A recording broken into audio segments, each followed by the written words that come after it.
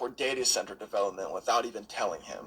Then the residents turned around and made them undo the whole thing. So Stokes County, North Carolina, there's a little town called Walnut Grove of about 1,500 people. A developer wants to drop a massive hyperscale data center on about 2,000 acres, and the county's own board looks over it and denies it. The commissioners override them anyway, 3-1, approved, and nobody even knew who was going to be the developer of this site yet. But here's where it gets dark. The land that they voted on to rezone, it includes burial grounds. Ancient graves, Native American ancestors and enslaved people, families who have roots going back there for generations. And all the residents basically got up and said, our ancestors are in that ground, and you just want to plow it over and build a data center right on top of it? And it gets even worse. They fully rezoned a random guy's property. A guy who's lived in his home for 14 plus years gets it handed off one day to a heavy industrial company without his permission.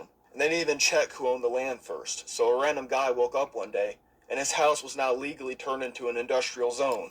3 acres that he owns is now just a little island surrounded by an industrial ocean. He was never asked and never told. So the town packed the meetings. Hundreds of people inside chanting so loud they could hear it over the live stream. And they also lure her up. Residents plus a few groups sue the county, and they nailed the commissioners on one thing. The county never even gave a proper legal notice before the vote. And it works. The county folds. They vote to void their own approval. Their words was that it has to be treated like it never happened. The whole thing erased and back to square one. And it's not over. The developer says that they're definitely going to refile. But a town of 1,500 people made an entire county government delete their own vote. And that's what matters. And if you want to stop this within your county before the concrete starts to be poured, send an opposition letter directly to your city commissioners on my website, Florida Data Centers. It's linked in my bio. That video came from